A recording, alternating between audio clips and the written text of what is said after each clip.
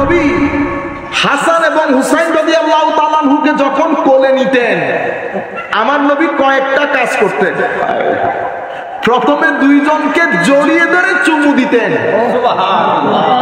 এরপরে ওয়ায়াদুম্মুহুমা, আগে আমরা জড়াই ধরি না এভাবে, জোড়াই ধরার আগে, একেবারে চেপে ধরার আগে ফায়াদুম্মুহুমা, এটা করার আগে ওয়ায়াশুম্মুহুমা, আগে নাক দিয়ে হাসান হুসাইন রাদিয়াল্লাহু তাআলা আনহুর শরীরে পাকের সুগন্ধি নিতেন। ইংরেজিতে বললে আমরা কি বলি, আগে স্মেল নিতেন, স্মেল। তো আগে হাসান হুসাইনকে কুলে তুলে নিয়ে আমার নবী সুগন্ধি নিতে চাইতেন, সুগন্ধি নিতে চাইতেন, এবং সুগন্ধি নেওয়ার পরে একেবারে জড়িয়ে ধরতেন।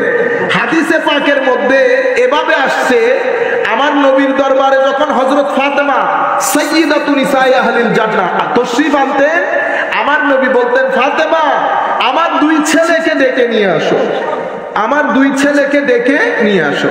তো দুই ছেলে যখন আসতেন, আমার নবী কুলে তুলে নিতেন, আমার নবী চুমা দিতেন, আমার নবী তাদের সুগন্ধি নিতেন, এবং আমার নবী আচ্ছা করে জড়িয়ে ধরতেন। এখন হাসান এবং হুসাইন রাদিয়াল্লাহু তাআলা আনহুর শরীর মুবারক থেকে খুশবু আসতো কোত্থেকে? জানার বিষয় না, মনে রাখবেন। হাসান হুসাইন রাদিয়াল্লাহু তাআলা আনহু তো দূর কি অনেক উপরের জিনিস। এক মজলিসের মধ্যে আমার নবী কোরআনের তিলাওয়াত করছিলেন, এমনিতে করতে করতে মহব্বত করে আমার নবী এক সাহাবীর কাছে গিয়ে তার মুখের পাশে একটু আয়াত তিলাওয়াত করেছেন। আমার নবীর জবানে পাক থেকে, আমার নবীর জবানে পাকের হাওয়া লেগেছে ওই সাহাবীর মুখে। রিওয়ায়াতের মধ্যে আসছে মৃত্যু পর্যন্ত ওই সাহাবীর জবান থেকে খুশবু বের হতো। সম্মানিত উপস্থিতি, আমি বলতে চাচ্ছি, এক ঘরের মধ্যে আমার নবীর কিছু ঘাম মুবারক রাখা হয়েছে। ঘাম মুবারক তো রেখেছে, ওই ঘর থেকে এমন খুশবু বের হতো, আশেপাশের লোকজনের কাছে ঘরের পরিচিতি ছিল খুশবুওয়ালা ঘর, খুশবুওয়ালা ঘর। আমার নবী সাল্লাল্লাহু আলাইহি ওয়াসাল্লাম এই খুশবু আসলো কোত্থেকে এটা বোঝানোর জন্য বলছি। আমার নবী সাল্লাল্লাহু আলাইহি ওয়াসাল্লাম কোন রাস্তা দিয়ে হাঁটলে, আপনারা শুনেছেন সাহাবায়ে কেরাম যদি আমার নবীকে খুঁজতে যেতেন, তো আমার নবী কি জিনিস দেখে দেখে সাহাবায়ে কেরাম ফলো করতেন? তো আমার নবী যে রাস্তা দিয়ে হাঁটতেন, বাতাস এবং এনভায়রনমেন্টের মধ্যে খাস একটা সুগন্ধি বের হতো, যেটা মক্কার কোন ঘর, কোন ব্যক্তির শরীরে পাওয়া যাইত না। এটা আজীব এক খুশবু, মিশকের চেয়েও দামি। যে খুশবু নাকে লাগার সাথে সাথে সাহাবায়ে কেরাম বুঝতে পারতেন আমার নবী এই রাস্তা দিয়ে হেঁটেছেন। সুবহানাল্লাহ। বর্ণনার মধ্যে উলামায়ে কেরাম জানেন, এবং আমার সমস্ত ভাইয়েরা যারা এই বিষয়গুলো ডিসকাস করেন না, সেটা আমার লামাজহাবি ভাই হোক, কওমি ঘরানার ভাই হোক, সবাই জানেন আমার নবী সাল্লাল্লাহু আলাইহি ওয়াসাল্লামের ঘাম মুবারক হযরত উম্মু সালামা রাদিয়াল্লাহু তাআলা আনহা নিয়ে শিশির ভিতরে ভরে রাখতেন, এবং এই আতর, এই ঘাম মুবারক বিয়ে শাদী বিভিন্ন ঈদ অনুষ্ঠানের মধ্যে আতর হিসেবে ব্যবহৃত হতো। এবং আপনি চিন্তা করে দেখেন, এই ঘামগুলা লাগালে এমন খাস একটা সুগন্ধি বের হতো, এটা যেত না কাপড় থেকে, এটা কাপড় থেকে যেত না। তো হযরতে ইমামে হাসান এবং ইমামে হুসেন, এই দুইজনের ব্যাপারে আমার নবীর এলান হচ্ছে, কুল কায়নাতের মানুষ তাদের বংশ দ্বারা সামনের দিকে যায় বাবার মাধ্যমে, আমি নবীর বংশ দ্বারা যাবে আমার ফাতেমার মাধ্যমে। তো ফাতেমার মাধ্যমে যেহেতু বংশ দ্বারা যাবে, তো নবীর শরীরের জেনেটিকলি সুগন্ধি ইমামে হাসান এবং ইমামে হুসাইনের মধ্যেও গেছে। এবং আমার নবী দুইজনকে মূল্যায়িত করেছেন, বিশেষ করে ইমামে হুসাইনকে। আমার নবী এমন এমন কিছু অ্যাক্টিভিটি দেখিয়েছেন সাহাবায়ে কেরামকে, স্বাভাবিকভাবে নানা নাতিদের ক্ষেত্রে এই কাজ করেন না। রুয়ে জমিনের মধ্যে এই ধরনের কোনো এক্সাম্পল নাই যে কোনো রাজাদিরাজ নানা তার নাতিকে কাঁধে চড়িয়ে মক্কার অলিতে গলিতে, মদিনার অলিতে গলিতে অথবা পৃথিবীর কোন শহরের অলিতে গলিতে হেঁটেছে, সেটা কোনো দলিল। যতই মহব্বত করেন, প্রত্যেকে প্রেস্টিজের জন্য চিন্তা করেন মানুষ কি বলবে, কিন্তু আমার নবী সাল্লাল্লাহু আলাইহি ওয়াসাল্লাম, আমরা যেহেতু এই কথাগুলো আগে ডিসকাস করেছি, চাচ্ছি না যে কিছু কথা রিপিট হয়ে যায়, তবুও একটা দুইটা জিনিস রিপিট হলে আপনাদের সুবিধা হলো বুঝতে। সাহাবায়ে কেরাম, আমার নবী ইমামে হুসাইন রাদিয়াল্লাহু তাআলা আনহু বন্ধুদেরকে নিয়ে খেলাধুলা করছে, আমার নবী সাহাবায়ে কেরামকে নিয়ে দাওয়াতে যাচ্ছেন, আমার নবী সাহাবায়ে কেরামকে রেখে বাচ্চাদের সাথে খেলছে, ইমামে হুসাইন ওদিকে গেলেন। আমার নবী ইমাম হুসাইনকে ধরতে চায়, ইমাম হুসাইন একবার এদিকে চলে যায়। আমার নবী এখানে হাসাহাসি হচ্ছে, ইমাম হুসাইনও মজা পাচ্ছেন, আমার নবীও মজা পাচ্ছেন। জিনিসগুলো ফিল করার চেষ্টা করেন। ইমাম হুসাইন রাদিয়াল্লাহু তাআলা আনহু এইভাবে ধরতে চাইলে উনি একবার হা হুনা, একবার এদিকে যায় একবার এদিকে যায়। আমার নবী ধরতে চান, অতঃপর ধরে ফেলে। ধরার পরে আমার নবী কুলে তুলে নেন, কুলে তুলে আমার নবী সাল্লাল্লাহু আলাইহি ওয়াসাল্লাম হুসাইন রাদিয়াল্লাহু তাআলা আনহুর জবানের সাথে নিজের জবান লাগিয়ে দেন, সুবহানাল্লাহ, চুমা দেন, কাঁধের উপর তুলে নেন। তুলে নিয়ে কি বলেছেন জানেন? আল্লাহ, আমি আমার হুসাইনকে মহব্বত করি, তুমিও মহব্বত করো, তাদেরকে মহব্বত করো যারা হুসাইনকে মহব্বত করে। এভাবে এই রং, এই ঢং হাসান এবং হুসাইন আহলে বাইত রাসূলের ক্ষেত্রে আমার নবীর বর্ণনার এই রং ঢং, ধরন, ধাঁচ, আন্দাজ, গতি, প্রকৃতি, আকৃতি, ম্যানার, ওয়ে, মেথোডোলজি, যে আন্দাজে আমার নবী এই ওনাদেরকে তুলে ধরছেন, এটা অন্য কোনো জায়গায় আর নজরে আসে না। রাইহানা, তাই এখন আপনারা বুঝতে পেরেছেন নবীর সুগন্ধি ইমামে হাসান এবং ইমামে হুসাইনের মধ্যে গেছে, সেই কারণে তুলে নিলে আমার নবীর সুগন্ধি নিতে চাইতেন হাসান হুসাইনের। আবার দুইজন মিলে দেখতে অবিকল আমার নবীর মতো ছিল, একজন উপরের দিক থেকে একজন নিচের দিক থেকে।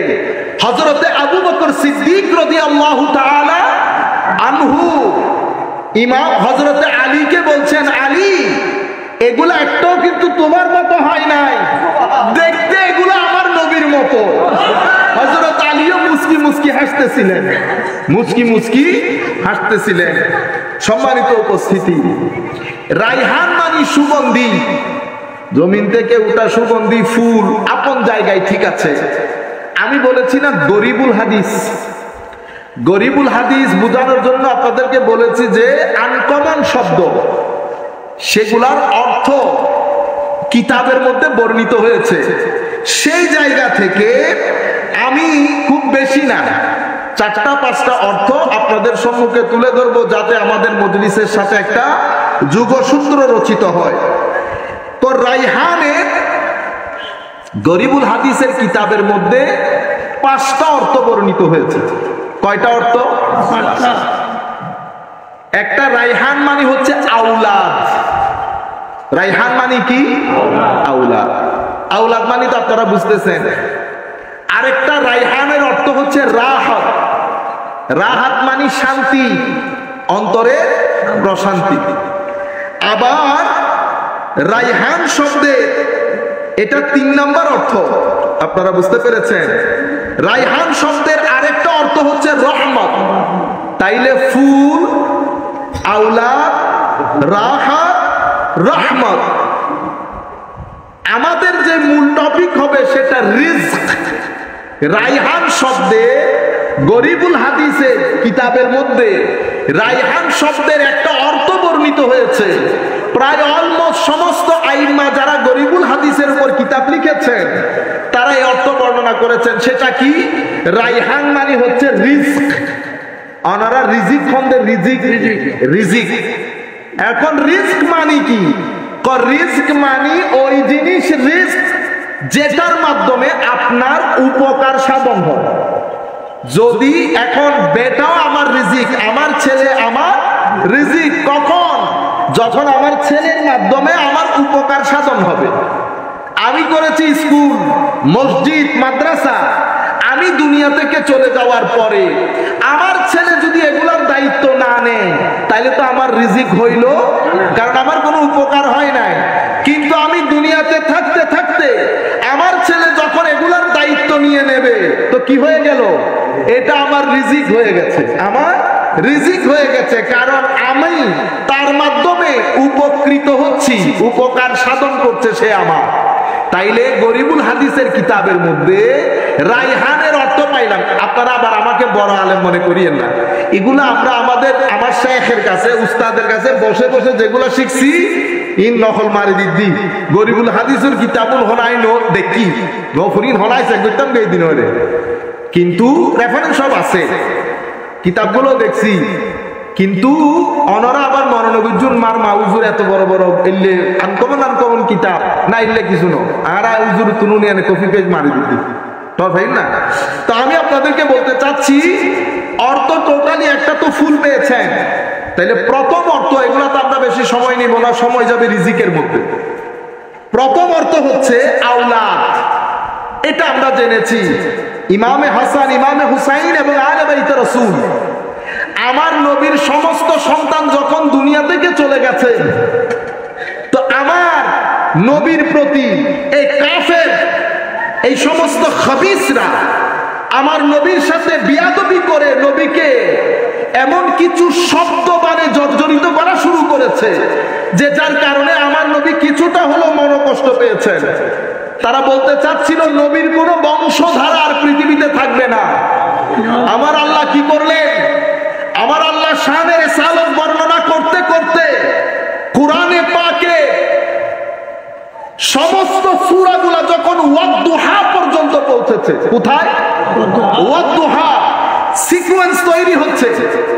আমার আল্লাহ কোরআনকে ওয়াদ-দুহা পর্যন্ত এনে শানে মুস্তাফা পৃথিবীর সম্মুখে তুলে ধরে ওয়াদ-দুহার মধ্যে এক আয়াত আমার আল্লাহ বলছেন,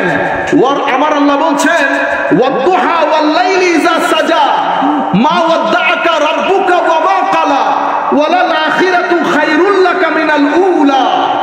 আয়াত আস্তে আস্তে ওয়ালা সাউফা পর্যন্ত এসেছে। এখানে এসে কোরআনে পাকের আয়াতের ঢং পরিবর্তন হয়ে গেছে। শানে রিসালাতকে আমার আল্লাহ তুলতে তুলতে এমন এক জায়গার মধ্যে নিয়ে গেছেন যার উপরে আর কোনো উপর নাই।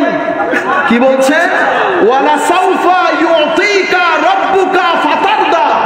হাবিব, আতায়ে ইলাহি, আল্লাহর পক্ষ থেকে দান, আল্লাহর পক্ষ থেকে গিফট, আল্লাহর পক্ষ থেকে পুরস্কার আপনার জন্য এত উপরে চলে যাবে হাবিব, আপনি খুশি না হয়ে পারবেন না, আপনি খুশি না হয়ে পারবেন না। সিকোয়েন্স তৈরি করেছেন আমার আল্লাহ। করতে করতে ওয়াদ-দুহার পরে আলাম নাশরাহ লাকার মধ্যে গিয়ে এটাকে আমার আল্লাহ আরো উপরে তুলেছেন। সুবহানাল্লাহ। ওয়াদ-দুহা থেকে শুরু কোরআনে পাকের পুরা কোরআন থেকে আরাওয়া মাছ ধরে দিন দাঁত টান রাইন আবার রাজা করি এক জায়গার নগরী। তো আমার আল্লাহ ছড়ানো ছিটানো ভাবে বলে বলে ওয়াদ-দুহার মধ্যে এসে শানের রিসালাতকে আল্লাহ একত্রিত করে পৃথিবীবাসীর সামনে তুলে ধরছেন। আমার আল্লাহ আলাম নাশরাহ লাকার মধ্যে গিয়ে আযীম এক আয়াত ঘোষণা করলেন, ওয়া রাফা'না লাকা যিকরাক। হাবিব, শুধু আপনাকে আখিরাতে খুশি করব সেটা না, আমি দুনিয়ার জমিনে আপনার মাকাম এবং মর্তবাকে অনেক উপরে স্থান দেব। সুবহানাল্লাহ। আমার নবীর ভিতর থেকে দুঃখ, দুর্দশা, কষ্ট সবকিছু রিমুভ করছেন আমার আল্লাহ, রিল্যাক্স করে দিচ্ছেন। আমার যদি সময় থাকতো আমি একটা আয়াত করে করে সূরা করে করে সামনের দিকে যাইতাম, কিন্তু আমার কাছে সময় নাই। এটার ফিনিশিং দিয়েছেন আমার আল্লাহ পুরা সিকোয়েন্সে। ফিনিশিং যখন দিচ্ছেন, পয়েন্ট যখন একেবারে জায়গার মধ্যে এসেছে, মানুষ হা করে তাকিয়ে আছে, ফিনিশিং তো ফিনিশিং ফিনিশিং। ওয়াল্লাহ কি হবে? আমার আল্লাহ কুরআনের সবচেয়ে ছোট কিন্তু সবচেয়ে এক্সক্লুসিভ সূরা ইন্না আতাইনা কাল কাউসার ঘোষণা দিয়ে শানে মুস্তাফাকে আমার আল্লাহ এক আযীম জায়গায় স্থান করে দিয়েছে। আপনি মন খারাপ করেন, আমি তো আপনাকে কাউসার দান করেছি। সুবহানাল্লাহ। উলামায়ে কেরাম লিখতে লিখতে কাউসারের অর্থ কি, কাউসারের অর্থ কি? কাউসারের সামনে দুইটা মাইন্ডসেট, একটা মাইন্ডসেট খারেজি মাইন্ডসেট, আরেকটা মাইন্ডসেট এশকি সুন্নি আনা মাইন্ডসেট, যারা ভিতরে মহব্বত রাখে। খারেজি মাইন্ডসেট কাউসার মানি উনারা জান্নাতের ওই স্রোতস্বিনী, যেটাকে জান্নাতের মধ্যে কাউসার নাম দেওয়া হয়েছে, একটা হ্রদ, লেক, ঝর্ণাধারা, যেখান থেকে আমার নবী পানি পান করাবেন কিয়ামতের ময়দানে। রিওয়ায়াতের মধ্যে এসেছে। আমরা বলছি হ্যাঁ ওইটা, কিন্তু শুধুই ওইটা নয়। যদি শুধুই ওইটা হয়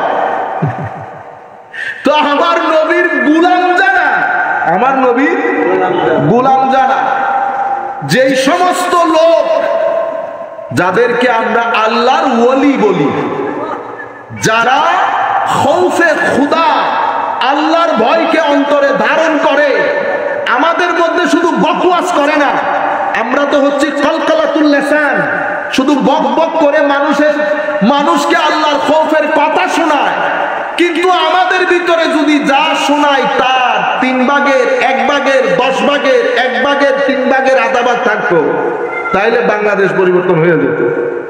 আমি আমাদের ভয়ের কথা বলতেছি না, মাফি দে দে আল্লাহ। আল্লাহর ওলিরা আমরা যে রাস্তা দিয়ে হাঁটি ওই রাস্তা দিয়ে হাঁটবেও না। সম্মানিত উপস্থিতি, সেই কারণে আমাদের মানুষ আল্লাহর ওলি বুঝে না এখন, কারণ সে আল্লাহর ওলি বললে আমার দিকে তাকায়। তো আমার সকাল বিকালে ঠিক নাই, আমি মানুষের সামনে একরকম, ঘরে আরেক রকম, মানুষের সাথে ডিল যখন করি আরেক রকম, চোখের ঠিক নাই, কানের ঠিক নাই, জবানের ঠিক নাই, 10 বার গালি দেই। আপনারা বুঝতে পেরেছেন? যাই হোক, আমার আল্লাহ বলছেন ওয়া আম্মা মান খাফা মাকামা রাব্বিহি আনিল হাওয়া। কিন্তু সূরা রহমানের মধ্যে আমার আল্লাহ বলছেন যারা আমার আল্লাহকে ভয় করে তাদের জন্য জান্নাতান, তাদের জন্য কয়টা জান্নাত? 2টা। ওয়ালিমান খাফা মাকামা রাব্বিহি জান্নাতান, তাদের জন্য 2 জান্নাত। তো আমার নবীর এটা সুন্দর একটা ঘটনা ঘটছে ইংল্যান্ডের মধ্যে, আমি আর রিপিট করতেছি না। আমাদের ভাইয়েরা কৌসার থেকে ওই জান্নাতের স্রোতস্বিনী জান্নাতে বেরোতে চায় না। তা আল্লাহ আমি মেনে নিই, আপনি রিওয়ায়াত মানেন না? আল্লাহ মানি। তো তাইলে আপনি এদিক সেদিক যান কেন? আল্লাহ তাইলে আমি আপনাকে একটা প্রশ্ন করি, তো করেন। আল্লাহ ওয়ালিমান খাফা মাকামা রাব্বিহি জান্নাতান, যারা আল্লাহকে ভয় করে তাদের জন্য 2 জান্নাত। এটা কোরআনের আয়াত কিনা? ও কোরআনের আয়াত।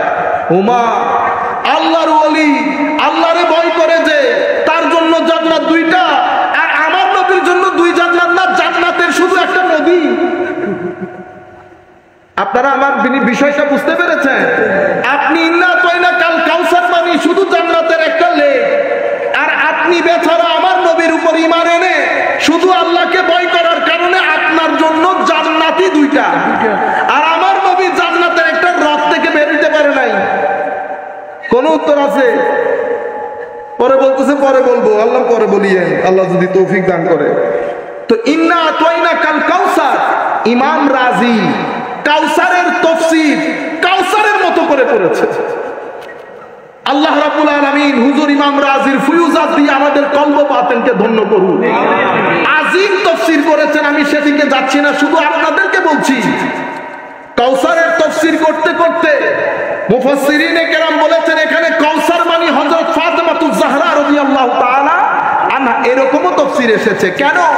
কারণ আয়াতের সূরা কনটেক্সট যেটা, সেটা হচ্ছে আমার নবীর আওলাদরা দুনিয়া থেকে চলে যাওয়ার কারণে নির্বংশিতার একটা ব্লেম করা হয়েছে। সেই পরিস্থিতিতে টেক্সট তথা কোরআনের এই সূরা নাজিল হয়েছে। তো বলা হচ্ছে কাউসার মানে ফাতেমাতুজ জাহরা রাদিয়াল্লাহু তাআলা আনহা। কারণ হচ্ছে আমার নবীর এই কন্যার মাধ্যমে, এক কন্যার মাধ্যমে কুল কায়নাতের মধ্যে 1300-1400 বছর অতিক্রম হয়ে গেছে। পৃথিবীর যেই প্রান্তে যাবেন যান, শরীয়তের খেদমত, তরিকতের খেদমত, মারিফতের খেদমত, তাফসীরের খেদমত, ইলমে হাদিসের খেদমত, তাসাউফের খেদমত যারাই করেছে বেশিরভাগ আহলে বাইতে রাসূল। সুবহানাল্লাহ। বেশিরভাগ আহলে বাইতে রাসূল। রায়হানের অর্থ কি পাইলেন? আওলাদ। কেমন আওলাদ? তো আমার এই হাসান এবং হুসাইন দুনিয়ার জমিনে আমার আওলাদের সমুদ্র বইয়ে দেবে। আমার আওলাদের সমুদ্র বইয়ে দেবে। এখানে আজকের অনুষ্ঠানের প্রধান মেহমান যিনি, উনিও কি হাসানি এবং হুসাইনি। আমাদের জামেয়ার বাণী সৈয়দ আহমদ শাহসিরি কোটি কে? আহলে বাইতে রাসূল না? আওলাদের রাসূল না? জামেয়া বর্তমান প্রজন্মের জন্য, সেজন্য আমাদের হুঁশ করা দরকার।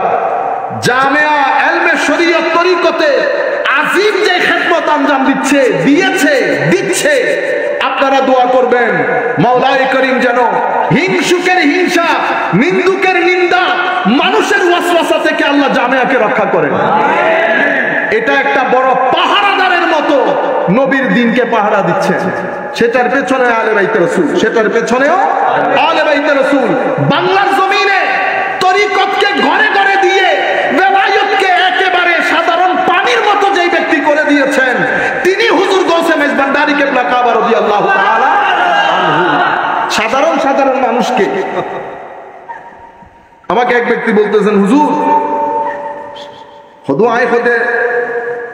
ওখানে জিয়ারত মাহফিলে গেছি, মাহফিল থেকে আসার সময় জিয়ারত করতে গেছি, আমার হাতে টাইম ছিল না, দ্রুত জিয়ারত করে আমি আর বাবা ভান্ডারের ওখানে যাই নাই, দ্রুত জিয়ারত করে আমি ঘরে চলে আসছি। আমার ঘুমের মধ্যে কেউ একজন আমাকে বলতেছেন, ও সময় এত কম ছিল, সময় এত কম ছিল। আমি আপনাদেরকে বলতেছি বেলায়েতকে, কারামাতকে একেবারে সাধারণ করে সাধারণ মানুষের ঘরে ঘরে পৌঁছিয়ে দিয়ে বাংলার জমিনের প্রত্যেক গ্রামের মধ্যে একজন আল্লাহর ওলি দাঁড় করিয়ে বেলায়েতের যেই মহা দোকান চমকিয়েছেন হুজুর গৌসে মেজবান্ডারী কিবলা কাবা, সেটা আহলে বাইতে রাসূল, সেটা আহলে বাইতে রাসূল। সম্মানিত উপস্থিতি, এটা আমার নবী হুমা রাইহানাতাই মিনাদ দুনিয়া, হাসান এবং হুসাইন, এটা দুনিয়াতে আমার আওলাদের ঝর্ণা দ্বারা, আমার আওলাদের ঝর্ণা দ্বারা। দ্বিতীয় বিষয়, হাসান এবং হুসাইন আমার, আপনারা যখন সন্তানদেরকে দেখি, আমার ছোট বাচ্চা দেখি, কি হয়, দেখার সাথে সাথে মানুষ রিল্যাক্স হয়ে যায়। আপনারা দেখেন না, বোনের ছেলে মেয়ে, ভাইয়ের ছেলে মেয়ে হরান পেরেশান হয়ে আমরা যখন ঘরে আসি, যখন ওর নাচন কুদন দেখি, 1.5 বছর 2 বছর, বিশেষ করে মেয়েদের ভিতরে একটা শান্তি লাগে না? কেন লাগে? কারণ তাদের ভিতরে গুনাহ থাকে না, তাদের ভিতরে গুনাহ থাকে না। যাদের গুনাহ নাই, যাদের গুনাহ কম, তাদের সুহবতের মধ্যে তাসির থাকে। তো তাসির হলে কি হয়? তাসির হলে আপনার আবার এটা মনে করিয়েন না আপনার হাত পা ফুলে যাবে, জিমের মতো মোটা হয়ে যাবেন, সেরকম না। এগুলার জন্য জিমে যাইতে হবে, কিন্তু নূরের সাথে কম গুনার মানুষের সুহবতে যখন বসবেন, আপনার ভিতরে আস্তে আস্তে আলো জ্বলা শুরু করবে, ঠিক করে উঠবে। বুঝতে পেরেছেন? সেই কারণে বাচ্চাদেরকে দেখলে কেমন লাগে? ভিতরে রিল্যাক্সড হন, এটাকে বলে রাহাত। आपको देख के मुझे राहत मिल गया, चैन मिल गया, दिल की चैन, सुकून। বুঝতে পেরেছেন? প্রশান্তি। তো ইমামে হাসান এবং ইমামে হুসাইন রাদিয়াল্লাহু তাআলা আনহুমা আলাইহিমাস সালাম, এই দুইজন এমন ছিলেন, আমার নবী এদেরকে না দেখে থাকতে পারতেন না। আমার নবী এদের দুইজনকে না দেখে থাকতে পারতেন না। ক্ষণে ক্ষণে ডাক দিতেন, ক্ষণে ক্ষণে হযরত ফাতেমা রাদিয়াল্লাহু তাআলা আনহাকে ডাক দিতেন দুইজনকে নিয়ে আসার জন্য। আমার নবী হাত তুলছেন, আল্লাহ আমি এই দুইজনকে বড় মহব্বত করি, সুবহানাল্লাহ। এবং আমার নবী আরো বলছেন, যারা এই দুইজনকে মহব্বত করে তারা আমাকে মহব্বত করে, সুবহানাল্লাহ। কি আজীব বিষয়! কিন্তু তরুণ প্রজন্মের কাছে এই শতাব্দীতে আমরা এখন মেসেজ দিতে উল্টা পাল্টা করে ফেলছি। আমার নবী এদের মহব্বতকে ঈমান বলেছেন, আরেক রিওয়ায়াতের মধ্যে গতকালকে ডিসকাস করেছি, আমার নবী বলছেন আল্লাহর ইজ্জতের কসম, ওয়াল্লাযী নাফসি বিয়াদিহি, কখনো ঈমান ওই ব্যক্তির কলবের ভিতরে ঢুকবে না। কোন ব্যক্তির কলব?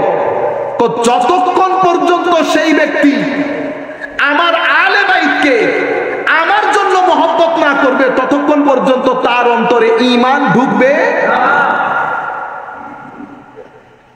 তাহলে ঈমানের জন্য এটা সুন্নি শিয়ার বিষয় না, এটা ঈমানের বিষয়। বুঝতে পেরেছেন? কোরআন যেমন সুন্নি শিয়ার বিষয় না, হাদিস যেমন সুন্নি শিয়ার বিষয় না।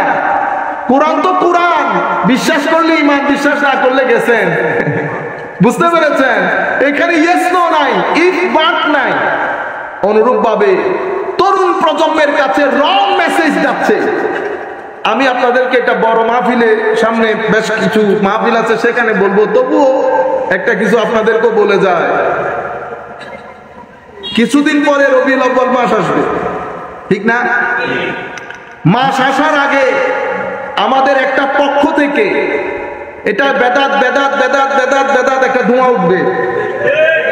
লক্ষ লক্ষ ফেসবুকে অ্যাকাউন্ট খোলা হবে, লক অ্যাকাউন্ট। কি অ্যাকাউন্ট? লক। আল্লাহ পাক জানে তাদের আইডেন্টিটি কি। আল্লাহর দরবারে দোয়া করি আল্লাহ যেন তাদেরকে পরিচিতি দান করেন। আমিন। ওখান থেকে ছবিগুলা খুব সুন্দর, ছবিগুলা কখনো আলা হযরতের মাজারে পাকে, কখনো মাইজ ভান্ডারে।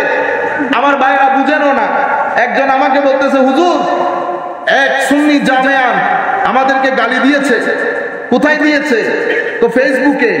কেমনে বুঝলেন সে জামেয়ান? তো হুজুর ফেসবুকের যে এটার কি বলে আইডির মধ্যে ছবি আলা হযরতের, সরি জামেয়ার সবুজ গম্বুজ। আচ্ছা, কোন ব্যক্তি আছে? কোন ব্যক্তির তো ছবি নাই। আইডি খোলা না লক করা? তো হুজুর লক করা। তো আপনি কেমনে বুঝলেন এটা জামেয়ার ছবি? তো জামেয়ার ছবি তো এটাই তো আমাদের কাজ।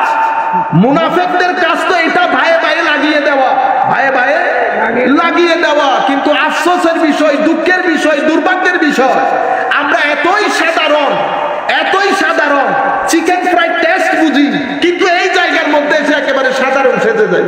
কিছু বুঝে আসতেছে না আমাদের। এই সমস্ত আইডি গুলা থেকে ধারাবাহিকভাবে মিলাদুন নবীর বিরুদ্ধে বলা হবে। আপনারা কি করবেন? আমরা কি করব? যারা বক্তব্য দেয় প্রথম রবিউল আউয়াল থেকে শুরু করে 30 রবিউল আউয়াল পর্যন্ত ধারাবাহিকভাবে বক্তব্য দেব। রবিউল আউয়াল জায়েজ, রবিউল আউয়াল জায়েজ, রবিউল আউয়াল জায়েজ। এশকে রাসূলের বাণী, আমার নবীর আদর্শ, কোরআনের তালিমাত, কোরআনের অন্যান্য সূরাগুলা কেটে কেটে একাকার। আমরা কোরআনের সূরাগুলা পর্যন্ত আসতে পারি নাই। 114টি সূরার মধ্যে বেশিরভাগ সূরা আনটাচড রয়ে গেছে, টাচই করতে পারি নাই। আমার কবরের ডাক চলে এসেছে। আমি একটা খোলা যুদ্ধ ঘোষণা করেছি। আবার আমরা মানুষকে বুঝাই আকীদার কথা বলতে হবে। ও ভাই, আল্লাহর ওয়াস্তে ঘরে বসে ছেলেদেরকে নিয়ে, যারা আপনার ছেলেপুলে কলেজ বিশ্ববিদ্যালয়ে পড়ে, মাদ্রাসার ছেলেরা এতটুকু বুঝবে না। কলেজ বিশ্ববিদ্যালয়ে যারা পড়ে এবং মাদ্রাসায় যারা ভালো ছাত্র, তাদেরকে নিয়ে বসেন, অ্যানালাইজ করেন বাংলাদেশে মানুষ কয়জন, টোটাল পপুলেশনের মধ্যে কয় পার্সেন্ট লোক মাদ্রাসায় পড়ে। আপনার বক্তব্যগুলো, আমার বক্তব্যগুলো বাংলাদেশের কয় পার্সেন্ট মানুষ শুনে। আপনি যেই বিষয়গুলো নিয়ে বক্তব্য দিচ্ছেন, সেই বিষয়গুলোর প্রতি বাংলাদেশের কয় পার্সেন্ট মুসলমান ইন্টারেস্ট ফিল করে?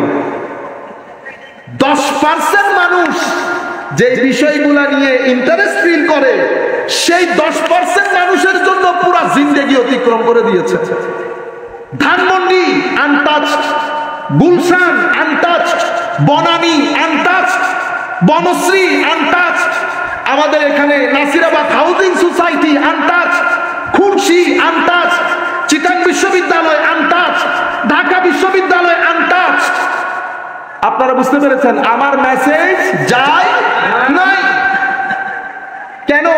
কারণ আপনি এমন জায়গায় মাহফিলগুলো করেন, ওই 10% মানুষকে আপনি দুনিয়া মনে করেছেন। আপনি বলছেন না অমুকের সাথে আমার সম্পর্ক নাই, তমুকের সাথে আমার সম্পর্ক নাই, অমুকের সাথে অমুককে দাওয়াত করবেন না। ও ভাই, আপনি জানেন আপনি কি করছেন? পুরা সুন্নিয়তকে বাংলাদেশে 70% মানুষের কাছে হাসির পাত্র করে ফেললেন। তো আপনারা কি, আমরা কি করলাম? পুরা রবিউল আউয়াল মাস, এগুলা হচ্ছে ট্রিক্স, বাইরের লোকজন খেলে আমাদের সাথে। মুহররম মাস আসবে, মুহররম মাসের আগে শিয়াইজমের একটা ধোঁয়া তোলা হবে। শিয়াইজমের ধোঁয়াটা এমন ভাবে তোলা হয়, পহেলা মুহররম থেকে 30 মুহররম পর্যন্ত আমরা যার কারণে মাহফিল সাজাই আলে বাইতে রাসূল, তাদের ফজিলত পর্যন্ত বর্ণনা করি না। কেন? মানুষ নিয়ে আবার আমাকে শিয়া বলা শুরু করবে। এটাকে বলয় বলে। কি বলে? বলয়। আপনি এমন এক বলয় তৈরি করেছেন, সেই এটা বলয় শুধু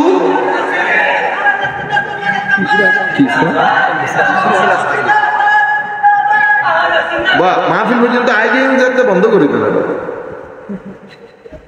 মাহফিলের গন্ডির ভিতরে ঢুকলে বেটা আর এগুলা করবেন না, ডিস্টার্ব হয়। সম্মানিত উপস্থিতি, আমি আপনাদেরকে যেটা বলতে চাচ্ছি সেটা শুধু আমাদের যে ধর্মীয় প্রাঙ্গণে হয়েছে তা না। আপনি ব্যাংকে যান, স্কুলে যান, হসপিটালে যান, হসপিটালের মধ্যে একটা পরিচালনা পর্ষদ আছে না, তো দেখবেন যে ওখানে 2 জন ভালো করে গেছে, আরেকগুলা সবাই মিলেমিশে খায়। মিলেমিশে, মালিক যেহেতু দুবাই, মালিক বাইরে, মিলেমিশে খায়। পুরো হসপিটালের মধ্যে এমন মাহৌল তৈরি করা হয়, কেউ ভয় ওই 2 জনের নাম নেয় না। কেন? ওই 2 জনের নাম নিলে বুখারী শরীফের দাওয়াত বন্ধ হয়ে যাবে। মানে ওই 2 জনের নাম নিলে হসপিটালের মধ্যে আপনি কোনটাসা হয়ে যাবেন। কোনটাসা, এটাকে বলয় বলে। এই বলয়টা রাজনীতির মধ্যে হয়। আমাদের ছেলে যারা ছাত্রলীগ, ছাত্র বিভিন্ন দল করে, এদেরকে জিজ্ঞেস করেন, এরা আমার চেয়ে ভালো বলতে পারবে বলয় কাকে বলে। এই জায়গাটা এখানে তৈরি হয়। মুহররম মাস আসবে, মুহররম মাসের 15 দিন আগ থেকে একটা ধোঁয়া ওঠা হবে। আলে বাইতে, আলে বাইত শিয়া, অমুক শিয়া, আলে বাইতে রাসূলের কথা বললে শিয়া, শিয়াইজম বেড়ে গেছে, শিয়াইজম বেড়ে যাচ্ছে, শিয়াইজম ঢুকে যাচ্ছে। আপনারা বুঝতে পেরেছেন? এরপরে প্রোগ্রামও বেড়ে যাচ্ছে। প্রোগ্রাম 3টা 4টা, প্রোগ্রাম কয়টা? 3টা 4টা। কিন্তু একেবারে অনলাইনের মধ্যে অবস্থা খারাপ। আমাদের এত ভালো ভালো বক্তব্য পৃথিবীবাসী শুনতে পায় না। কোন কোন কোণার মধ্যে আপনি ঈদে গদিরে খুব পালন করেছেন, সেটা আমেরিকা থেকে শুরু করে স্ক্যান্ডিনেভিয়ান কান্ট্রি পর্যন্ত ছড়িয়ে গেছে। এগুলা ছড়িয়ে দেওয়ার মানুষ আছে, ছড়িয়ে দেওয়ার মানুষ আছে। মনে রাখবেন, সলফে সালেহিনে উম্মতের যেই মেথড, যেই প্রক্রিয়া, সেটার এক বিন্দু বাইরে আমরা যাব না। মাওলা আলী আলাইহিস সালামের বেলায়েত আমাদের মাথার উপর, কিন্তু এটার জন্য ঈদে গদিরে খুব পালন করা সেটা শিয়াদের অনুষ্ঠান। আমরা ওই অনুষ্ঠান করব না, শিয়ারা শিয়াদের অনুষ্ঠান করব। আমরা কি মারতে গেছি ওখানে কাউকে? ইন্না লিল্লাহি ওয়া ইন্না ইলাইহি রাজিউন। কোন ফেরকার ভিতরে আপনি যখন কথা বলবেন, মানুষের মধ্যে ঘৃণার চাষাবাদ করবেন না। কেন? শিয়াদের যারা তরুণ প্রজন্ম, আমাকে একজন বলছে, হুজুর আপনি বাই বললেন, এত সফটলি কথা বলেন কেন? আমি বললাম, দেখেন আপনারাও বুঝেন জিনিসটা। শিয়াদের যারা তরুণ প্রজন্ম, খারেজি ওয়াহাবি ঘরানাতে যারা জন্মগ্রহণ হয়েছে, তরুণ প্রজন্ম, কলেজে পড়ে, ইউনিভার্সিটিতে পড়ে, তারা আসল ধর্ম জানার দরকার আছে না? এখন এই 2 জন জন্মের পর থেকে শুনতেছে আমরা বেদাতি, আমরা তো তাদের ভিতরে ঘৃণার জন্ম হয় নাই? আমার নবী বলছেন, আল্লাহ 3টা জিনিস তোমাদের জন্য পছন্দ করেন, 3টা জিনিস তোমাদের জন্য অপছন্দ করেন। যেই 3টা জিনিস অপছন্দ করেন, সেটার প্রথম জিনিস হচ্ছে তোমরা বিভিন্ন দলে উপদলে বিভক্ত হয়ে যেও। আমার আল্লাহ কোরআনে পাকের মধ্যে ঘোষণা করছেন, ওয়ালা তাকুনু কাল্লাযিনা তাফাররাকু ওয়াখতালাফু। ইহুদি নাসারাদের মতো হয়ে যেও না, বিভিন্ন দলে উপদলে বিভক্ত হয়ে যেও না। আমরা উম্মতে মুসলিমা, আমাদের উস্তাদ ডক্টর আলী জুমা, পৃথিবী বিখ্যাত উলামায়ে কেরাম চেষ্টা করতেছেন ফেরকাগুলাকে কাছে নিয়ে আসা যায় কিনা। আমি আজকেও ইতপূর্ব শুনেছি, বক্তব্য আবার আরেকদিকে চলে যাচ্ছে, শিয়াদের মধ্যে অনেক দল উপদল আছে। শিয়াদের মধ্যে অনেক দল উপদলগুলা, শিয়ার মেইন স্ট্রিম শিয়ারা তাদেরকে মুসলমানও মনে করে না। আপনি তাদের কথা এখানে টেনে আনবেন না। আমি আজকে এক আলেমকে, আমাদের সম্মানিত আলেমকে বলতে শুনেছি, শিয়াদের মধ্যে একটা ফেরকা আছে, এটাকে আমরা বলি ফেরকা গোরাবিয়া। গোরাবুল মানি কাক। তো তারা কি, তারা বলে জিবরিল আমিন ওহী নিয়ে আসতেছিলেন হযরত আলীর কাছে, কিন্তু আমার নবীর সাথে হযরত আলীর সাদৃশ্য এমন, ভুল করে আমার নবীর কাছে চলে এসেছে। এই ফিরকাদেরকে মেইন স্ট্রিম শিয়া যারা, তারা মুসলমান মনে করেন না। তাদেরকে আমরা কি বলি? গুলাত। আমাদের যারা ফেরকার কিতাব লিখেছেন উলামায়ে আহলে সুন্নাত, ওনারা বলেন এরা হচ্ছে গুলাত, সীমা লঙ্ঘনকারী। এরা কেউ মুশরিকানা আকীদায় বিশ্বাসী, কেউ কাফেরানা আকীদায় বিশ্বাসী। মেইন স্ট্রিম শিয়ার সাথে উলামায়ে কেরাম চেষ্টা করতেছেন কাছে কাছে। কেন? কারণ তরুণ প্রজন্মকে যদি আপনি আমার দ্বীনটা শিখাইতে চান, তো আমি বন্ধুত্ব না করলে সে আমার কথা শুনবে? বন্ধুত্ব করতে হবে না। তো বন্ধুত্ব যদি না করি, আমি বলতেছি ভাই আপনি আমাকে ভুলে যান, মনে করেন যে আমি নন মুসলিম, তবু আপনি আমার কথাটা তো একবার শুনেন।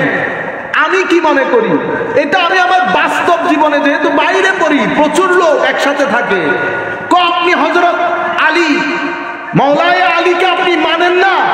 আমি বলতেছি যতটুকুন আপনি মানেন, আপনার মানা যেখানে শেষ বেটা, সেখানে আমার মানা শুরু। কি বললি তুই মাওলানা আলীকে না মানি? মাওলানা আলীকে যদি না মানি, তো আমার দ্বীন ধর্মের মধ্যে বেঁচে রইল কি আর? তখন সে বলতেছে সব, ও বলতেছে আমাকে আপনারা আলী রাদিয়াল্লাহু তাআলা আনহুকে তো মানলে কেমন মানেন? আল্লাহ যেমন মানা দরকার, যেমন মানা দরকার। এ বন্ধুত্ব হইল না। এখন শুরুর দিক থেকে যদি আমরা ঘৃণার ছড়াছড়ি করি, আমি চাচ্ছি ঘৃণার ছড়াছড়ি বন্ধ হোক। ইলম এবং তাকওয়া নিয়ে সামনে এগিয়ে যান। ইলম এবং তাকওয়া নিয়ে সামনে এগিয়ে যান। আমার নবীর দ্বীনের বার্তা, সুফিয়ায়ে কেরামের দ্বীনের বার্তা মানুষের মধ্যে প্রচার করেন। সুফিয়ায়ে কেরামের তর্জ তরিকা এত সফট, এত কনভিন্সিং, এত হিকমতওয়ালা, সেই কারণে পৃথিবীর জমিনে এক এক সুফি যত মানুষকে ইসলাম কবুল করিয়েছে, কুল কায়নাতের মুসলমানরা পলিটিক্স করে দুইজন মানুষকে ইসলাম কবুল করাইতে পারে নাই। আপনারা বুঝতে পেরেছেন?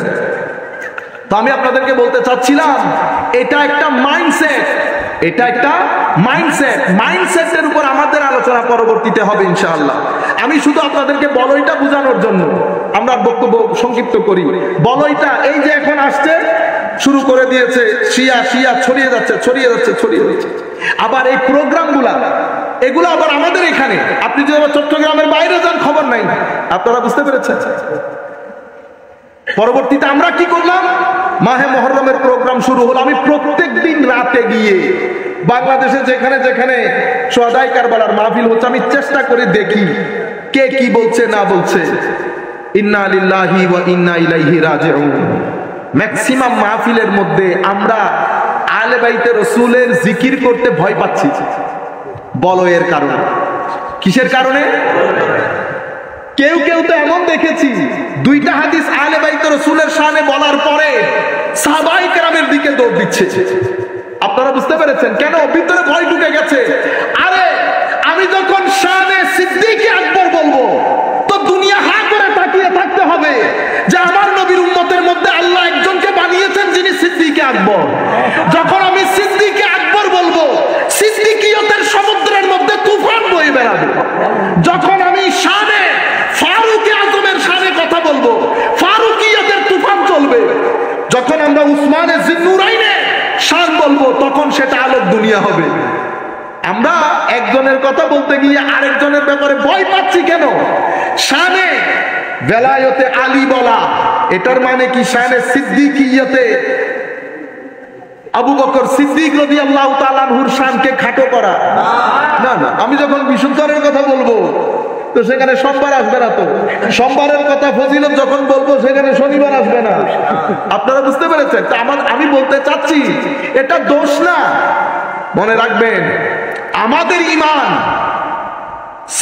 সাহাবায়ে কেরামের ওখানেও ঈমান, আহলে বাইত রাসূলের ওখানেও ঈমান।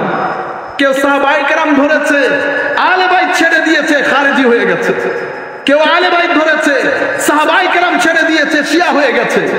আহলুস সুন্নাহ ওয়াল জামাত দুইজনকে বুকের ভিতরে আগলে রাখে, দুইজনকে বুকের ভিতরে আগলে রাখে। তো আহলুস সুন্নাহ ওয়াল জামাত বারবার নিজের আইডেন্টিটি দেওয়ার দরকার হবে না। আপনারা বুঝতে পেরেছেন? মাইজবান্ডার দরবারের পরিচয় কি বারবার দিতে হবে? হ্যাঁ, আল্লামা জালালউদ্দিন আল কাদরিকে বারবার পরিচয় করাই দিতে হবে, ইন্না লিল্লাহি ওয়া ইন্না ইলাইহি রাজিউন। কিন্তু আমরা আবার আরেকটা কাজ করি, এখানে বেশ কিছু লোক ইভেন আমাদের জমিয়তুল ফালার মধ্যে আল্লামা জালালউদ্দিন আল কাদরির মাধ্যমে প্রতিষ্ঠিত শুহাদায়ে কারবালার মাহফিল, এটা কাদের মাহফিল? সুন্নিদের না, সুন্নিদের না। কিন্তু আমি যদি কালকে ফেসবুকে একটা পোস্ট দেই, কি পোস্ট? এই মাহফিলে শিয়াদেরকে বর্জন করুন, আমি যদি দেই, তো এটা আপনি আমার দেওয়াটা কি হইল জানেন? ইররেসপন্সিবিলিটি। আমি একটা ফালতু কাজ করলাম। কেন? কারণ আমার এই কথাটা মিনিমাম 10 to 15% মানুষের ভিতরে শুহাদায়ে কারবালা, জমিয়তুল ফালায় প্রতিষ্ঠিত শুহাদায়ে কারবালার মাহফিলের ব্যাপারে কনফিউশন তৈরি করবে। এটাকে বলে নিজের পায়ে নিজে কোড়াল মারা। আমরা সব জায়গায় রাজনীতি করি, আফসোস এত গ্রুপ, সব রাজনীতি কিসের কারণে? রাজনীতির কারণে। ভিতর বাহির যদি পরিষ্কার থাকে গ্রুপিং হয় না। আপনারা বুঝতে পেরেছেন? সব জায়গার মধ্যে আমরা এই রাজনীতি, মানে যে রাজনীতি আমার নবী শিখিয়েছেন, বলি আমার নবীর রাজনীতির কথা সব সময়, করি আমার নিজের রাজনীতি। আমার নিজেরটাকে বাঁচানোর জন্য নবীর রাজনীতিকে ছাতা হিসেবে ব্যবহার করি, ঢাল। আমার নবীর রাজনীতির মধ্যে তিনটা জিনিস স্পষ্ট: আদল, ব্যালেন্স; শুরা, কনসালটেশন; ইন্নাল্লাহ ইয়া'মুরুকুম আন তুআদ্দু আমানা, আমানত, আদালত, শুরা। আমানত মানে আপনি যে আমাকে পোস্টটা দিয়েছেন, এটা আমার কাছে আমানত। আমি এই যতদিনের জন্য দিয়েছেন ততদিন এটাকে কাজ করে আমার এই আমানত পরবর্তীর কাছে আমি দিয়ে দেব। আপনি যদি 2 টাকা ফেরত না দেন, এটা আমানতদারি বলে। যার আমানত নাই তার ঈমানও নাই। তাইলে আমার নবীর রাজনীতি যখন বলবেন, সেখানে আমানত থাকতে হবে, নাম্বার 1। নাম্বার 2, আদালত। আদালত মানে ইনসাফ। দাড়ি পাল্লা এমনি হতে হবে, এবার বাই দেখ কেন ঝুঁকি, এবার না দেখ কেন উড়ে, বুঝছেন না? এটা মসজিদ হইতে আর অনরে কিনলে ইমাম বানাইলাম, অনে মুস্তফা জানের রহমতত মিদ্দে অনর গুনুরে সালাম দিতে দিতে আসমানত তুলি বেলাইও। মসজিদ অনর না? ও বা মসজিদ অনর না? তো মসজিদ অনে আর করে দিলেন দে, বুঝছেন না? ওনারা এগুলা করে করে আমরা সমাজে সাধারণ মানুষের কাছে সুন্নিয়তকে ডিস্টারবেন্সের কারণ বানিয়ে ফেলেছি। ছেলেরা ফ্রাস্ট্রেটেড হয়ে যাচ্ছে। আমার মসজিদ, আপনি আপনার পীরকে সালাম দিলেন, আমার পীর কি ঘাস কেটে আসমান থেকে এসেছে? তো আমার পীরে সালাম দিলে সেক্রেটারি সাহেব দাঁড়াবে না? সেক্রেটারি সাহেবের তো আবার পীরগুলোর সালাম দিতে থাকেন। এজ এ রেজাল্ট ইয়া নবী সালাম কিয়াম মিলাদের যে স্বকীয়তা নষ্ট হয়ে গেছে। এখানেও দেখবেন আমরা মাহফিলের পরে 2 মিনিট গড়গড় টানাটানি করে হয়তো সংক্ষিপ্ত করুন। সেই কারণে আপনারা কি করবেন? মিলাদ কিয়ামকে মাহফিলের মাঝখানে করে মিনিমাম 20 মিনিট করবেন। যাকে দিয়ে মিলাদ কিয়াম করবেন তাকে বলবেন প্রস্তুতি নিয়ে আসতে। মিলাদ কিয়াম, আমি ঢাকায় একটা প্রোগ্রামে ছিলাম, এক ব্যক্তিকে মিলাদ পড়তে দিল। অনেক বছর পরে মিলাদ পড়লাম, হেন কোনো মানুষ ছিল না যার চোখে পানি ছিল না। এক উপসচিব ছিলেন, উনি আমাকে বলতেছেন, হুজুর আমরা ছোট থাকতে এরকম করে মিলাদ পড়তো। অনেকদিন পরে চোখের কোনায় পানি উপসচিবে। কিয়াম মিলাদ, এটার উপর বুজুর্গানে দিনের হাত আছে, সেটা পর্যন্ত বরবাদ করে দিলাম। ইয়া নবী সালাম আলাইকা একবার ফুজি, ইয়া নবী, এরপরে মুস্তাফা, এরপরে পিছা, এরপরে গিয়ে তারপরে আর ভাই হলে কিরিবু ইতারাই ওয়াখারাতা ওয়ানা হইতে হইতে তারা বাঁধন শুরু করিব। কিয়াম মিলাদ ওদের কাছে, আমাদের কাছে ব্যাপার না, ওদের কাছে আর কি ব্যাপার হবে? কারণ ওনারাও তো দেখেন যে এটার কোনো কি নাই, সিগনিফিকেন্স নাই। আপনারা আমার বিষয়গুলো বুঝতে পারতেছেন তো? আমি এই জিনিসগুলা চাচ্ছি আপনাদের ভিতরে আলোটা ধরাইতে। এই যে মিলাদ, এই যে ঈদে মিলাদ, শুহাদায়ে কারবালার মাহফিল, তাহলে আপনি যখন এই কথাটা বলবেন মানুষের ভিতরে কনফিউশন তৈরি হয়ে যাবে। কনফিউশনটা কে তৈরি করেছেন? আপনি তৈরি করেছেন। কিসের কারণে? আল্লাহ পাক ভালো জানেন কি কারণে করেছেন। এই কাজ আমরা করব না। ফেসবুকের মধ্যে আল্লাহর ওয়াস্তে কমেন্ট করা ছেড়ে দেন, আপনার জিন্দেগি হায়াত আদা বেড়ে যাবে। আপনারা হয়তো বুঝতেও পারতেছেন না, এমন এমন জায়গায় আপনারা কমেন্ট করে দেন ঈমান সহ চলে যায়, ঈমান সহ চলে যায়। এখানে কত মৌলবী আছে যার পিছনে নামাজই হয় না। কেন? সে এমন এক আলেমের বিরুদ্ধে ফতোয়া দিয়েছে, হয়তো যেই আলেম আল্লাহর দরবারে অনেক গ্রহণযোগ্য, ফতোয়া দিয়ে তার ঈমান যে বাজারে বিক্রি করে ফেলছে সে জানেও না। সে জুমা পড়াইতেছে, সে জানাজা পড়াইতেছে। আজীব মাহৌল, আজীব মাহৌল। সম্মানিত উপস্থিতি, যাই হোক, আমরা যেটা বুঝাইতে চাচ্ছিলাম আমাদের মূল কথায় চলে যায়। তো মাহে মহরম যখন আসে, প্রথম 15 দিন দেখবেন পাগল করে ফেলবে আপনাদেরকে, শিয়া শিয়া বলে। আপনারা মনে করবেন শিয়াইজম সুন্নিদেরকে চেপে ধরতেছে। আহলুস সুন্নাহ ওয়াল জামাত 1300-1400 বছর চাপতে পারে নাই কেউ। সরকারিভাবে চেষ্টা করা হয়েছে, বেসরকারিভাবে চেষ্টা করা হয়েছে। উম্মতের 80% আহলুস সুন্নাহ ওয়াল জামাত। আমরা কখনো আহলুস সুন্নাহ ওয়াল জামাত কখনো অস্ত্র নিয়ে মাঠে নামে নাই। আহলুস সুন্নাহ ওয়াল জামাতের জবান, দলিল, তাকওয়া, পরহেজগারি সবকিছু মিলে কেউ এখানে দাঁড়াইতে পারে নাই। কোটি কোটি টাকা খরচ করেছে। আমরা কি করব? আমাদেরটা প্ল্যান্ট। আমরা ফেসবুকের মধ্যে 3 লাইনে মেসেজ একটা দিয়েছি, অমুক শিয়া হয়ে গেছে। এগুলোর মাধ্যমে আপনি সুন্নিদেরকে ফ্রাস্ট্রেটেড করছেন, বরবাদ করে দিচ্ছেন। সচেতনতা বৃদ্ধির জন্য কি করতে হয় সেটা সবাই বসে দরবারের উলামায়ে কেরামকে, পীর সাহেবানকে সবাইকে ডেকে গোলটেবিল বৈঠক করি। হুজুর, সমস্যা এটা হয়েছে, আমাদের বাংলাদেশে চট্টগ্রামে অন্তত মুরব্বি নাই, আমাদের এখানে পীর সাহেবান নাই, উলামায়ে কেরাম আছেন, বুজুর্গ উলামায়ে কেরাম, বয়স্ক উলামায়ে কেরাম আছেন, সবাই মিলে আমরা বসি। আমি মাস্টারি করার কে? আমি কি বুঝি? আপনি হয় ইঞ্জিনিয়ার, নয় উকিল, নয় কোনো কিছু, আপনি কি বুঝবেন? উলামায়ে কেরাম বসে তাদেরকে ডিল করতে দেন, তাদেরকে বলেন পরিস্থিতি এইটা, পরিস্থিতি এইটা। আজকে আমাদের মুফতি ইব্রাহিম আল কাদরি মুদ্দাজিল্লুহুল আলী, আমাকে কেউ একজন বলেছে যে উনি পুরা বিষয় নিয়ে একটা সুন্দর বক্তব্য জাতির সম্মুখে তুলে ধরেছেন। এ না আমাদের মুরব্বীদের কাজ, আমাদের কাজ ইজি হয়ে গেল না? মুরব্বীরা মিলে বসবেন, মুরব্বীরা মিলে এক জায়গা থেকে ডাইরেকশন দেবেন। এখন আপনি এই কোণা থেকে এটা বলতেছেন, ওই কোণা থেকে ওইটা বলতেছেন, ওই কোণা থেকে ওইটা বলতেছেন। আমাদের ছেলেরা ফ্রাস্ট্রেটেড, আমাদের ছেলেরা disturb. As a result of this, আহলে বাইত একদল তো ভুলেই গেছে এখানে আহলে বাইত রাসূল বলে কিছু আছে। ঢাকার কোন মসজিদের মধ্যে, চট্টগ্রামের বাইরে গেলে কোন মসজিদে আপনি দেখবেন এগুলার কোনো হাদিস নাই। একদল তো ছেড়েই দিয়েছে, যারা করে তাদেরকে আপনি শিয়াইজমের কথা বলে ভয় পাইয়ে দিয়েছে। আমরা গরিব কিছু আছি, যেহেতু কোনো বলয়ের সাথে চলি না, আপনি কি বলেন না বলেন কোনো কিছু যায় আসে না। দৃষ্টি মদিনা শরীফের দিকে থাকে। নবী রাজি থাকলে সব রাজি, নবী রাজি না থাকলে আপনার রাজি দিয়ে আমি কি করবো? কাঁদি খাবো? আপনারা বুঝতে পেরেছেন? বড় বড় আলেম পর্যন্ত ভয় পেয়ে যাচ্ছে। ইন্না লিল্লাহি, আমরা নয় মিশাই বুঝু, হাসি মিশাই বুঝু। জালালউদ্দিন আল কাদরি বাংলার জমিনে যাদেরকে দেখেছি, আহলে বাইত রাসূলের কথা যখন বলতো ফেদা, মানুষ কাঁদতেছে, ওনাদের চোখ দিয়ে পানি। আপনারা বুঝতে পেরেছেন? সেই টেস্ট খতম হয়ে গেছে এখন। কেন? ওই বলো, ওই যাই হোক, আমাদের বক্তব্য শেষের দিকে। আওলাদ এবং রাহাত দুইটা বুঝেছেন। রহমত, রাইহানের একক কি? তার মানে হচ্ছে আমার হাসান এবং হুসাইন, এটা আমার জন্য রহমত। হুমা মাওলা, আপনি রহমান, আপনার নবী রহমাতুল্লিল আলামিন, রহমাতুল্লিল আলামিন। আয় হায় হায়, কওয়া আর ফুয়াও একবারে মানে আর রহমত হিসেবে হতে দুনিয়াতে আইবি, আমার রহমত হিসেবে দুনিয়াতে এসেছে। কারণ আমার তো বিশাল বিজনেস এম্পায়ার, আমার এই ছেলে যদি না আসতো আমার এগুলো দেখভাল কে করতো? বুঝতে পেরেছেন? তাইলে আমার নবী কোনো না কোনো একটা জিনিসের দিকে ইঙ্গিত দিচ্ছে।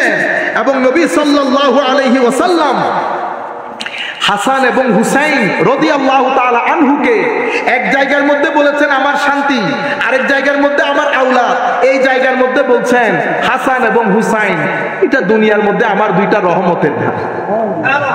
আমি এই জায়গাগুলোতে সময় লস করতেছি না, কারণ রিজিকের মধ্যে যাইতে হচ্ছে।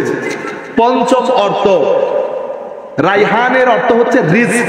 রাইহানের অর্থ কি? রিজক। আচ্ছা, এখন রিজিক মানে কি? রিজক মানে হচ্ছে, রিজক বলা হয় ওয়াবির রিজকে আল্লাহুম্মা সাল্লি আলা সাইয়্যিদিনা মুহাম্মাদিন ওয়া বারিক ওয়াসাল্লিম। আচ্ছা, রিজক মানে কি? ইমাম ইবনে মনজুর লিসানুল আরব একটা বিখ্যাত কিতাব, 16-17 খণ্ড, কোন জায়গায় 22 খণ্ড, আমার কাছে যেটা আছে 19 খণ্ডে, সেই কিতাবের মধ্যে রিজিকের অর্থ লিখছে আর রিজক আল্লাযী ইউনতাফাউ বিহি। রিজিক বলা হয় এমন জিনিস যেটার মাধ্যমে আপনার উপকার সাধিত হবে। কি সাধিত হবে? উপকার। সেই কারণে তো এই দিক থেকে হযরতে আল্লামা ইবনে আসির আন-নিহায়া ফি গরিবিল আসর এই কিতাবের মধ্যে উনি বলছেন এই দিক থেকে ইয়াতলুকু ইয়ানি রাইহান শব্দটি দ্বারা কি বোঝানো হয়? রহমত এবং রিজক। রহমত এবং রিজক। রিজিকের অর্থ কি? রিজিকের অর্থ হচ্ছে এমন জিনিস যেটার মাধ্যমে ব্যক্তির উপকার সাধিত হয়। ব্যক্তির উপকার সাধিত হয়। এখন উপকার সাধন আমি শুরুর দিক থেকে আপনাদেরকে বলছিলাম, ব্যবসা আছে, গাড়ি বাড়ি আছে, আমার ছেলে কোনো কিছুর ঠিক ঠিকানা নাই, বন্ধু বান্ধব নিয়ে আছে, ছেলে আমার, কিন্তু আমার রিজিক হইতে পারে নাই। কেন? এটার মাধ্যমে আমার কোনো উপকার সাধন হচ্ছে না। কিন্তু ছেলে যদি আমার এই সব কিছু দেখভাল করে, ছেলে যদি আমার এই সব কিছু দেখভাল করে, তাহলে এটা হয়ে যাবে আমার রিজক। তো সেই কারণে রিজকের কারণে ছেলেকে বলে রাইহান। কি বলে? রাইহান।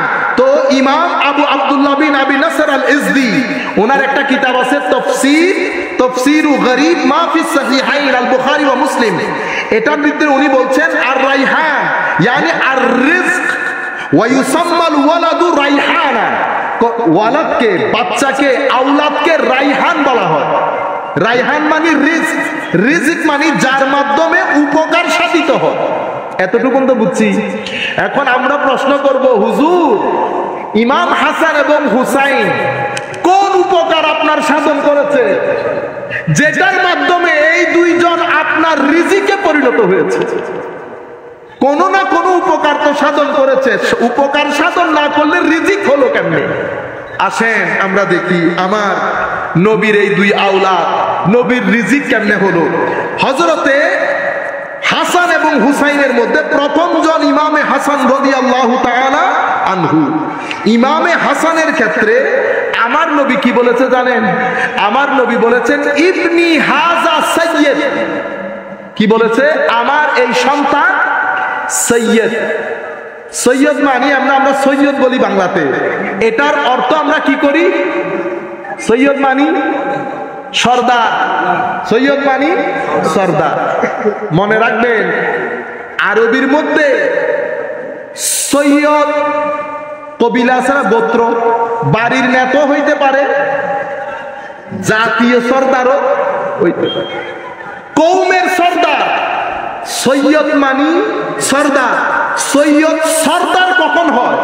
তো যদি যেই সৈয়দের মাধ্যমে কোন একটা জাতির, কোন একটা গোত্রের উপকার সাধন হবে, তাদের সমস্যাগুলা দূর হবে, তাদের সমস্যাগুলা দূর হবে, তাদের উপকার হবে। যদি গোত্র বা সম্প্রদায়ে উপকার হয়, সমস্যাগুলা দূর হয়, তাদের যাবতীয় প্রবলেমগুলো সলভ হওয়ার পরে স্থিরতা প্রতিষ্ঠা হয়, এমন ব্যক্তিকে সৈয়দ বা সর্দার বলে। যাকে তাকে সর্দার, সৈয়দ মানি সর্দার বলে না। তাহলে ইয়া রাসূলুল্লাহ ইমামে হাসান কোন উপকার সাধন করেছে এবং কার উপকার সাধন করেছে? আমার ভাইরা, কোনো কথা হবে না।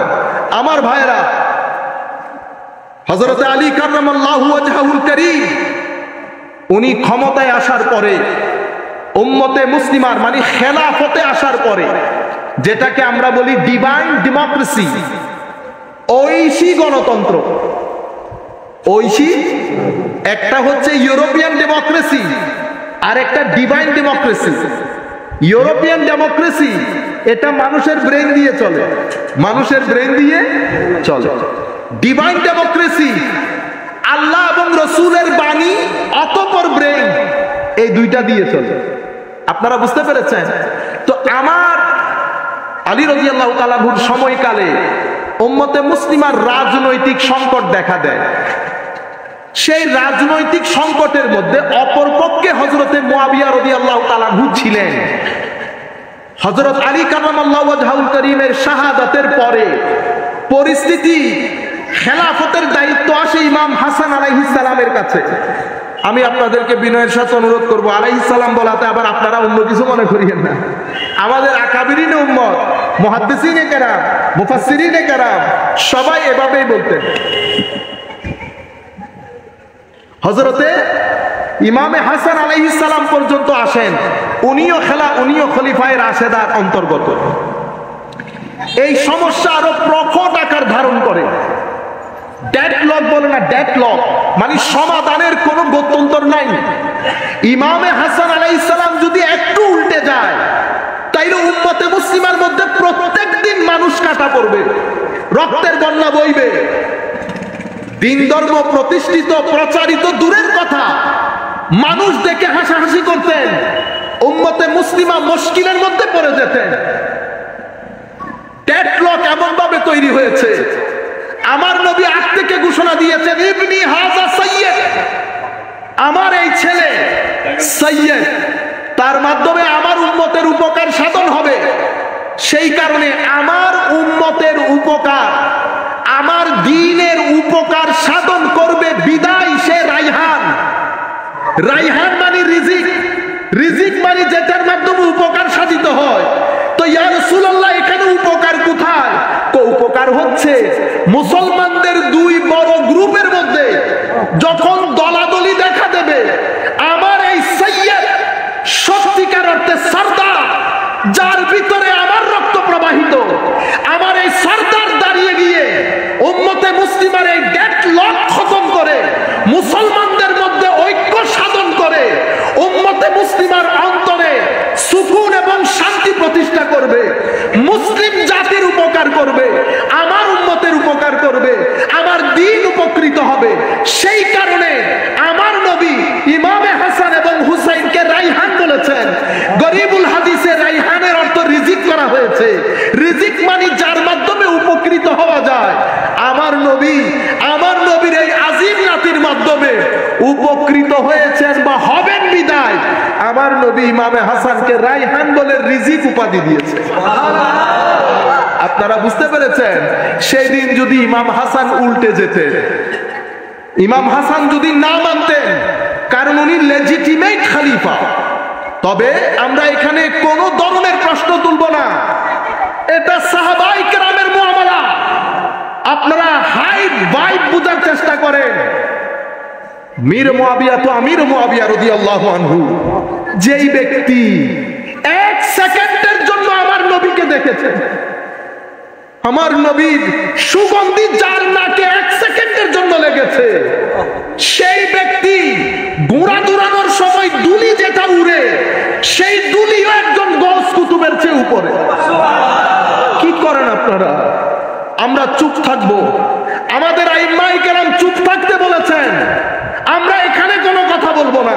এটা উম্মতে মুসলিমার রেড জোন, এখানে উপরেও যাব না, নিচেও। আপনি একজনের উপরে বন্দুক তাক করলে আরেকজন বসে আছে আমাদের ভিতরে বন্দুক তাক করার জন্য। আপনি মুআবিয়া রাদিয়াল্লাহু তাআলা আনহুকে টার্গেট করবেন, আরেকজন হযরত আলীকে টার্গেট করবে, কারণ এখানে শিয়া আছে, এখানে খারিজিও আছে, মাঝখানে আহলে সুন্নাহ ওয়াল জামাত, সাহাবায়ে কেরামের ফুয়ুজাত নিয়ে আহলে বাইতে রাসূলের ফুয়ুজাত নেই। আমাদের সমস্ত মস্তকের সমস্ত আইম্মায়ে কেরাম ইলমে হাদিসে, ইলমে ফিকহে, ইলমে তাসাউফে উপরের দিকে যান, মারুফে কারখি থেকে শুরু করে হাবিব আল আজমি পর্যন্ত, হারিস আল মুহাসিবি পর্যন্ত, হযরতে জুন্নুন মাসরি পর্যন্ত, বাইজিদ বিস্তামি পর্যন্ত, জুনাইদ আল বাগদাদি পর্যন্ত, যাদের পিঠের সাথে সাথে তাবেঈন তাবেঈনের পিঠ লাগানো। তাদের চেয়ে কি বড় আশেক রাসূল আমরা? তাদের চেয়ে বড় আশেক রাসূল? এই ফিতনার মধ্যে আপনারা পড়বেন না, খবরদার। আইম্মায়ে কেরামের নিষেধ, আইম্মায়ে কেরাম নিষেধ করেছেন, আমরা এখানে কোনো কথা বলবো না। সম্মানিত উপস্থিতি, আমি বলছি লেজিটিমেট খলিফা হযরতে হাসান রাদিয়াল্লাহু তাআলা আনহু, কিন্তু উম্মতে মুসলিমার বৃহত্তর স্বার্থে এরপরে মুয়াবিয়া রাদিয়াল্লাহু তাআলা প্রায় 92 বছর উমাইয়ার শাসন চলে। আপনারা জানেন সমস্যা ছিল, মারামারি ছিল, কিন্তু সেই 92 বছরে ইসলাম প্রত্যেকে কোথায় ঢুকে গেছে আপনি কল্পনাও করতে পারবেন না। ইসলাম ফ্রান্সে, ইসলাম আস্তে আস্তে সিন্ধে, ইসলাম আস্তে আস্তে এশিয়া উপমহাদেশে ঢুকে গেছে। মুসলমানদের জ্ঞান, বিজ্ঞান, রিসার্চ, গবেষণা সেই সময়কাল থেকে শুরু হয়েছে। প্রায় 1200-1300 বছর উম্মতে মুসলিমা সেটাকে কন্টিনিউ করেছে। সমস্যা কি হয় নাই? হয়েছে। কিন্তু যে অর্থে ইমামে হাসান আলাইহিস সালাম রাদিয়াল্লাহু তাআলা আনহু স্টেপ ডাউন করেছেন, সেই 92 বছরের মধ্যে উমাইয়া পরবর্তীতে আব্বাসী এসেছে, এর পরবর্তীতে 750 বছর উসমানিয়া খেলাফত ছিল। আপনারা বুঝতে পেরেছেন? ইতিহাসবিদরা ইতিহাসগুলা বলেছে। আমরা ইতিহাস দেখে যদি ইমোশনাল হয়ে যায় তো আকীদা নিয়ে টানাটানি হবে। আমরা ইতিহাসবিদ থেকে ইতিহাস শিখবো, আকীদা আকীদার ইমামদের কাছ থেকে নিব, আকীদা সুফিয়ায়ে কেরাম থেকে নিব, উলামায়ে কেরাম থেকে নিব, ইতিহাসবিদ থেকে নয়। আপনারা বুঝতে পেরেছেন?